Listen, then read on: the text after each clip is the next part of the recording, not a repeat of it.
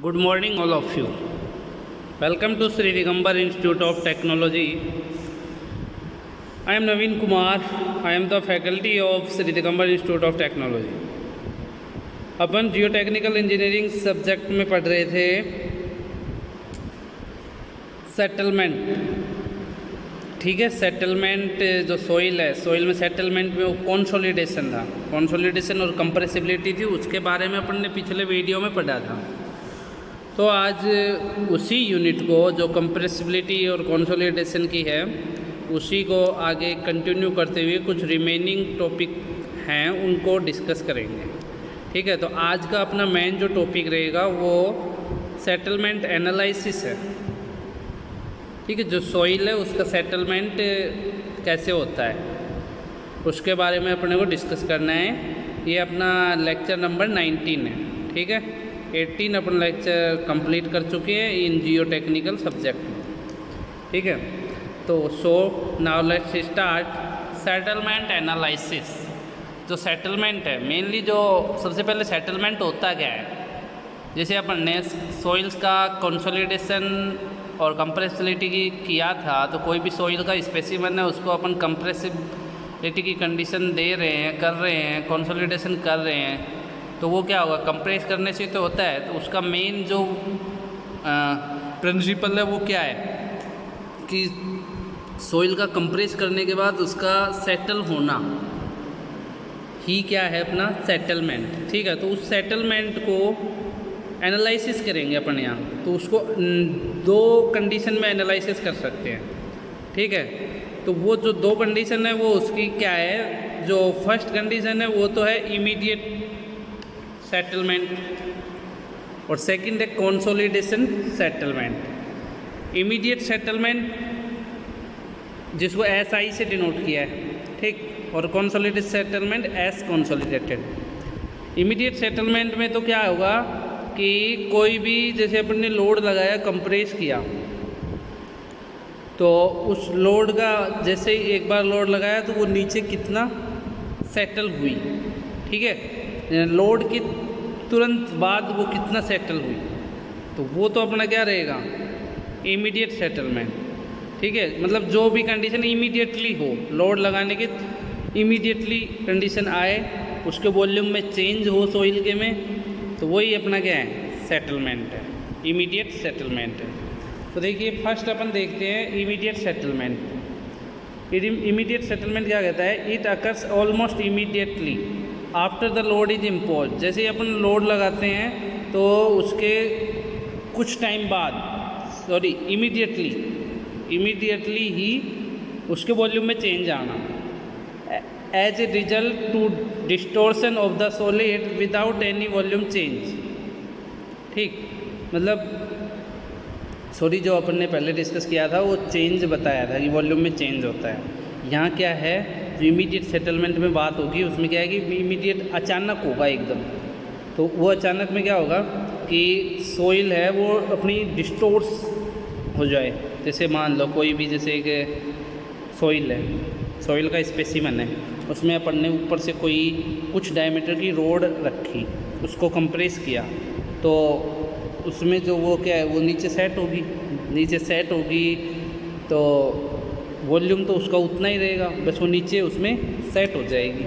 तो वही अपना क्या है, तुरंत लगाया अपन ने, इमीडिएटली लोड लगाया और इमीडिएटली उसमें वो सेट हुई है, तो वही क्या है, immediate settlement. It is due to compression. किसकी वजह से होता है, कंप्रेशन की वजह से। एक्सप्लोशन ऑफ प्योर एयर, जो एयर होती है प्योर एयर वो बाहर निकल जाती है। Elastic deformation of solids and squeezing of water.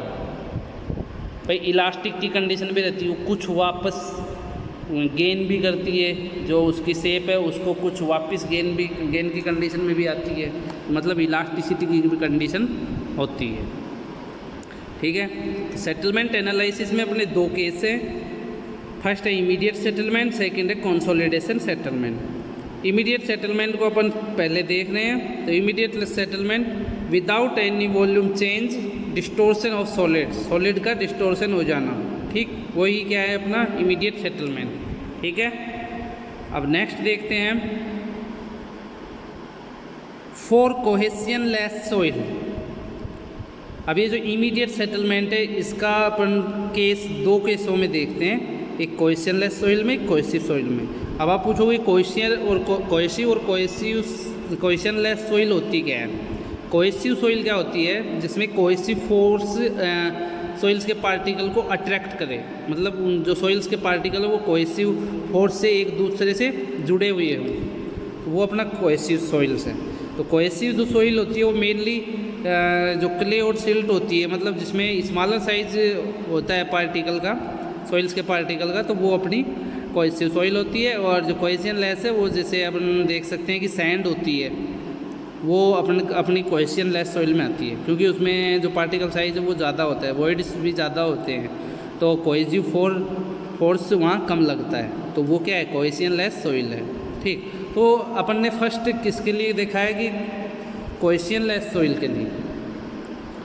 तो कोहेसियनलेस सॉइल के लिए अगर देखते हैं तो देखिए उसके लिए एक जो सेटलमेंट का फॉर्मूला ड्राइव होता है वो क्या होता है, SI = H0/CS log 10 sigma note bar plus del sigma bar upon sigma note bar. ठीक है, और CS = क्या लिया है, 1.5 CR/, सिग्मा नोट बार। ठीक है, तो यहाँ जो CR है वो तो क्या है, static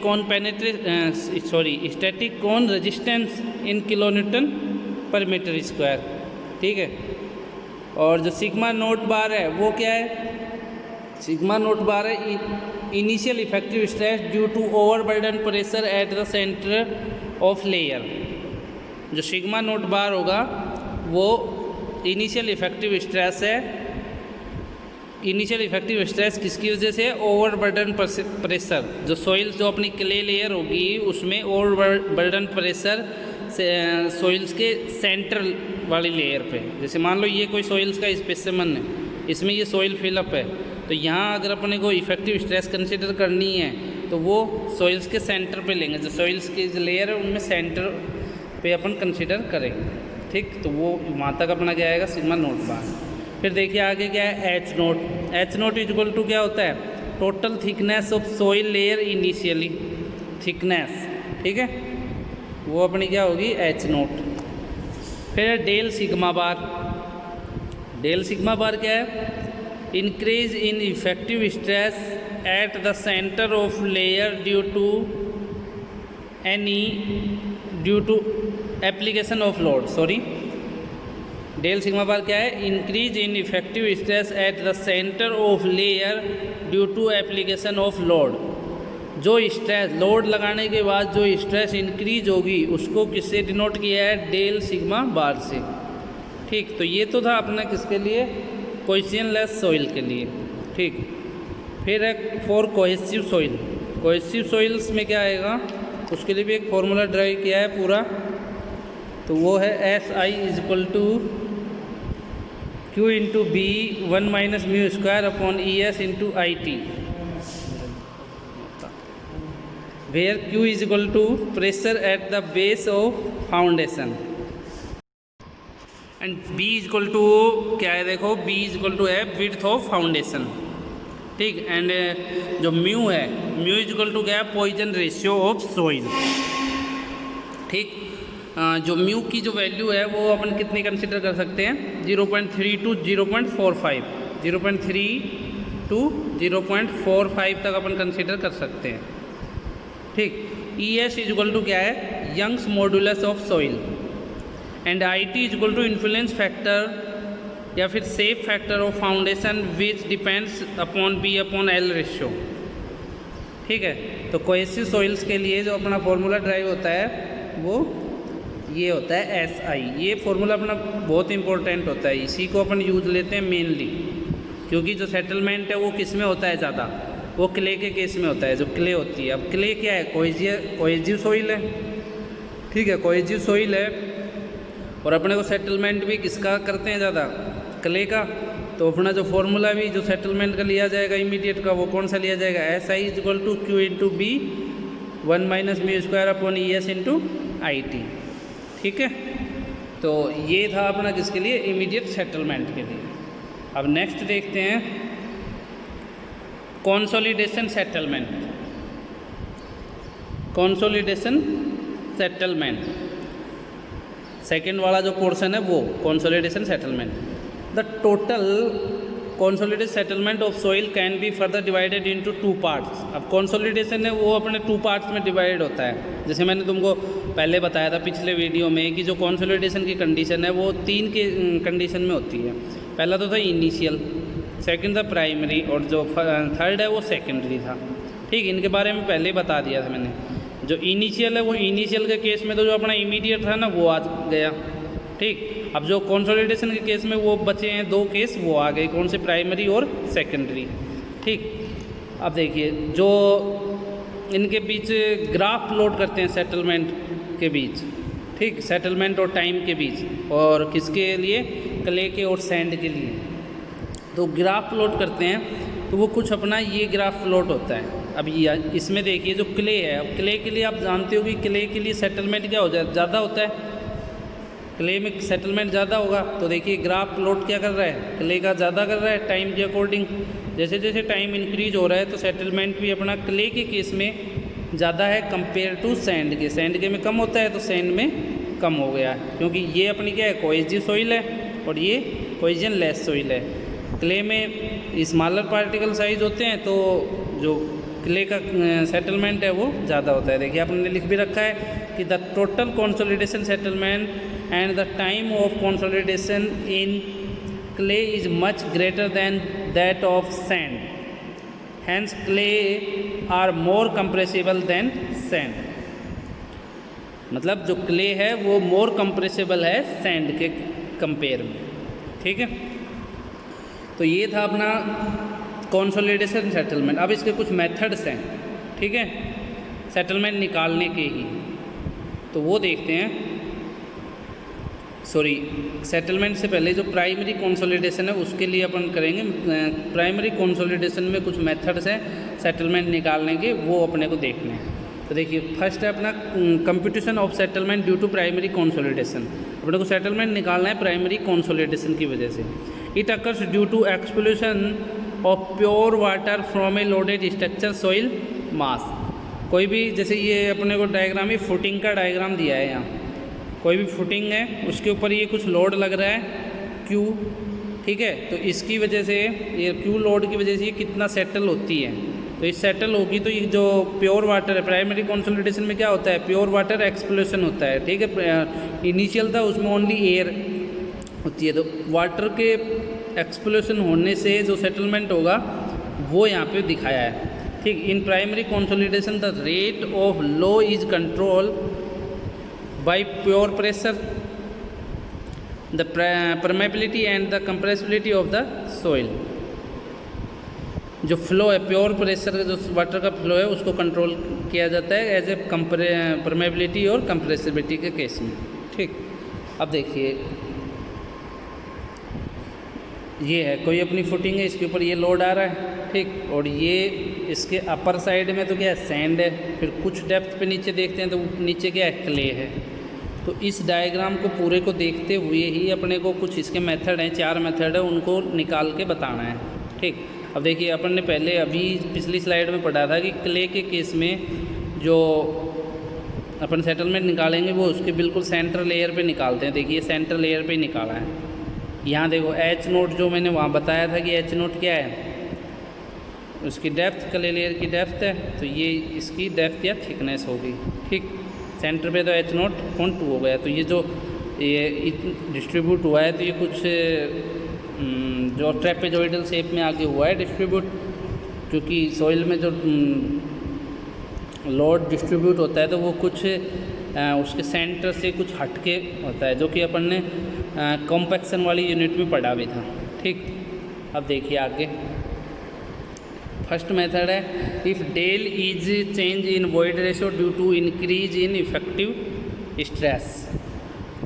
If del E change in void ratio due to increase in effective stress on soil layer as per change in void ratio method।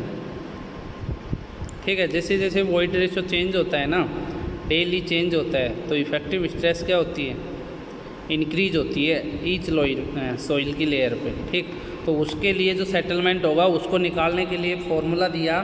क्या फॉर्मूला आया? Del h upon h nought equal to del E upon 1 plus E nought. ये अपन पहले भी पढ़ चुके हैं, consolidation में ही मैंने बताया था ये फॉर्मूला कैसे आया था, वो वहाँ पे अपन ने डिस्कस किया था।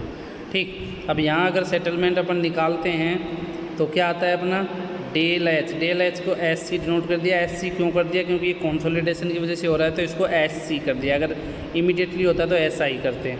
ठीक, तो s c equal to del h equal to H nought del E upon 1 plus E nought हो गया। ठीक है, ई नोट क्या है यहाँ पे? Initial void ratio at beginning of consolidation. And h nought क्या है? Initial thickness of compression layer. वो जो डायग्राम में अपने को दिखाया भी है, देखिए ये दिखा रखी है एच नोट। ठीक है,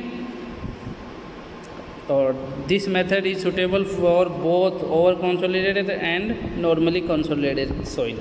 ठीक है, दोनों के लिए ये सुटेबल है, ओवर कंसोलिडेटेड और नॉर्मली कंसोलिडेटेड। इन दोनों के बारे में मैंने पहले पिछले वाले वीडियो में बताया कि ये होते क्या हैं। ठीक है, थोड़ा याद दिलाने के लिए बता देता हूँ कि नॉर्मली तो क्या होता है, जिसमें जिस जगह पर निकाल रहे हैं कंसोलिडेशन वहाँ पहले लोड नहीं था, प्रेजेंट टाइम में लोड है, पास्ट में नहीं था लेकिन प्रेजेंट में है। ठीक, और ओवर में क्या होता है कि पास्ट में तो था लोड वहाँ लेकिन प्रेजेंट में नहीं है, तो वो क्या होता है ओवर कंसोलिडेटेड। ठीक है, तो ये दोनों के लिए सुटेबल है। नेक्स्ट है when A V is known. A V जानते हो ना क्या थी? जो अपन ने पहले पढ़ा है वॉल्यूम कंप्रेसिबिलिटी, उसके लिए फॉर्मूला निकाला था डेल ई अपॉन डेल सिग्मा बार। ठीक, अब इसको अपन ऐसे भी लिख सकते हैं del E equal to A V into del sigma bar. ठीक, ऑन ये अपन इसमें जो अभी निकाली है ये इक्वेशन यहाँ पे इसमें सब्स्टिट्यूट कर दो इसको। तो ये किया तो क्या करना है, डेल ई की जगह ये रखना है। तो ये रख के अपना फाइनल जो फॉर्मूला मेथड नंबर 2 से निकल के आता है वो क्या निकल के आता है? वो निकल के आता है अपना S C is equal to A V upon 1 plus E nought into H nought del sigma bar.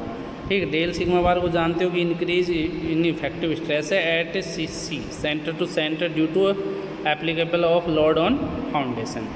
ठीक है, ये था अपना मेथड नंबर 2।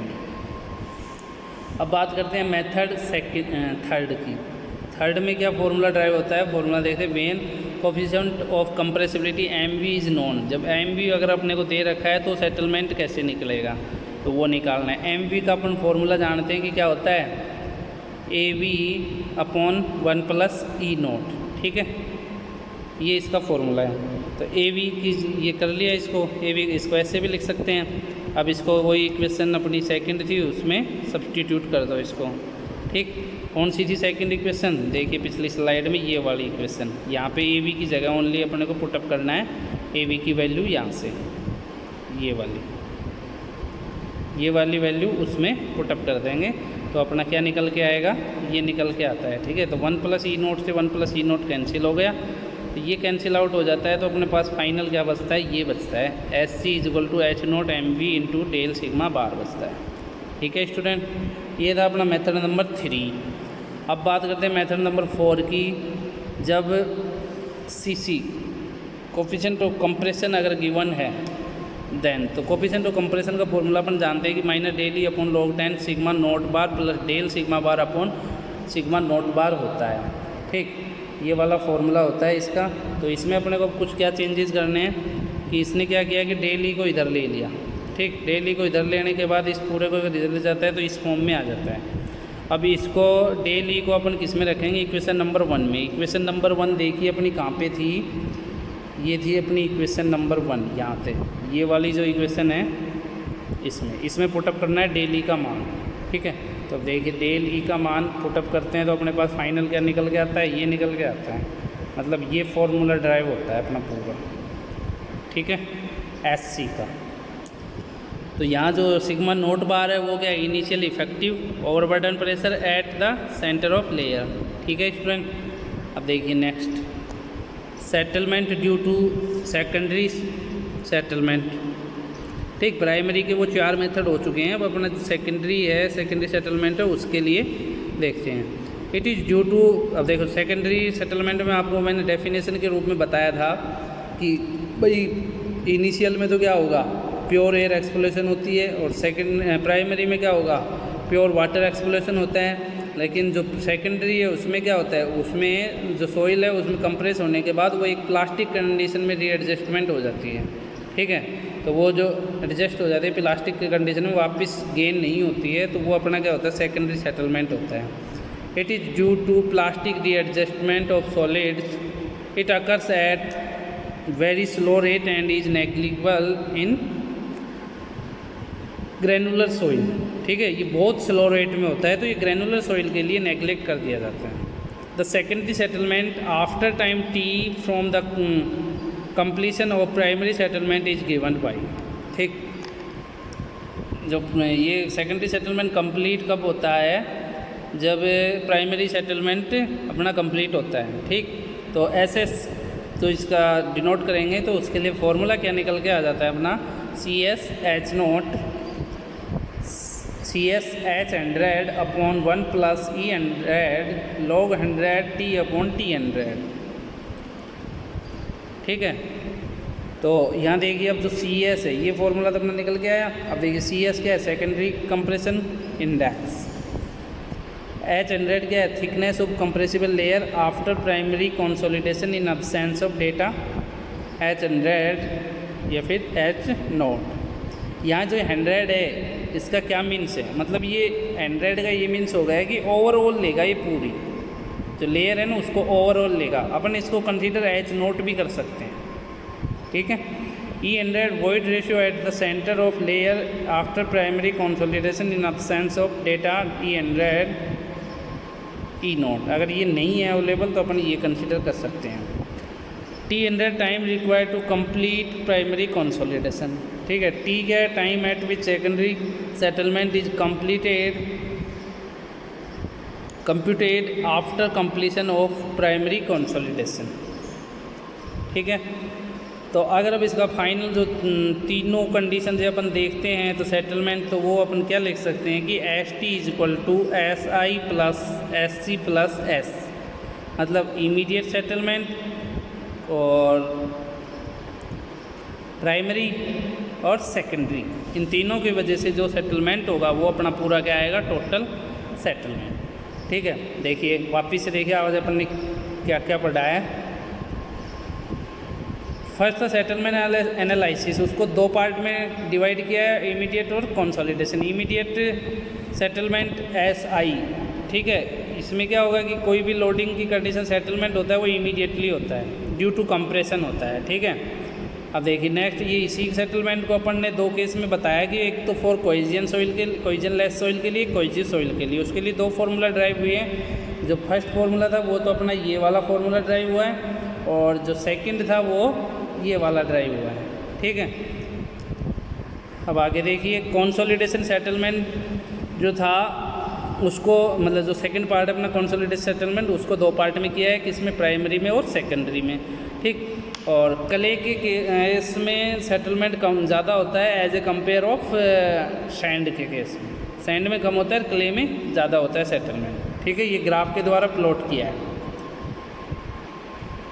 फिर ये प्राइमरी कंसोलिडेशन निकालना है अपने को, तो प्राइमरी कंसोलिडेशन निकालने के लिए कुछ एक डायग्राम है इसका, इसके बेसिस पे अपन ने प्राइमरी कंसोलिडेशन निकाला है। प्राइमरी कंसोलिडेशन में वाटर एक्सप्लोरेशन होता है, ठीक है। तो उसी को देखते ध्यान में रखते हुए अपन ने ये आगे पूरी वैल्यू निकाली है, ठीक। उसके 4 मेथड थे। तो फर्स्ट मेथड में तो अपन ने क्या निकाला कि del H upon H0 is equal to del E upon 1 plus E0, जो फॉर्मूला जो अपन ने पहले ड्राइव किया था उसके बेसिस पे अगर फॉर्मूला सेटलमेंट का निकल के आता है तो वो SC is equal to del E upon 1 plus E0 into H0 निकल के आता है, ठीक है। मेथड नंबर सेकंड में जो अपना फॉर्मूला ड्राइव होके आता है, जो उसमें क्या है कि अपने को VN/AV इज नोन है, मतलब वॉल्यूम ऑफ कंप्रेसिबिलिटी नोन है, तब जो सेटलमेंट का फॉर्मूला निकल के आता है वो क्या निकल के आता है, वो ये निकल के आता है, ठीक है। फिर सेकंड जो थर्ड था अपना coefficient of compressibility is known है। देन सेटलमेंट फॉर्मूलाज क्या निकल के आता है, SC is equal to H0 mv into S del sigma bar. Method number 4 में जब कंप्रेशन कंसोलिडेशन कंप्रेशन अगर नॉन है तब SC का फॉर्मूला ये निकल के आता है, ठीक है। ये थे अपने 4 मेथड। फिर उसके बाद ये अपना secondary settlement due to secondary settlement, उसके लिए ये फॉर्मूला पूरा ड्राइव हुआ था, ये वाला। ठीक है, ये होते क्या हैं ये पूरा यहाँ बताया। फाइनल जो टोटल सेटलमेंट है उसको अपन क्या लिख सकते हैं कि ST equal to SI plus SC plus CS। ठीक है student, so thanks for watching my video. Okay.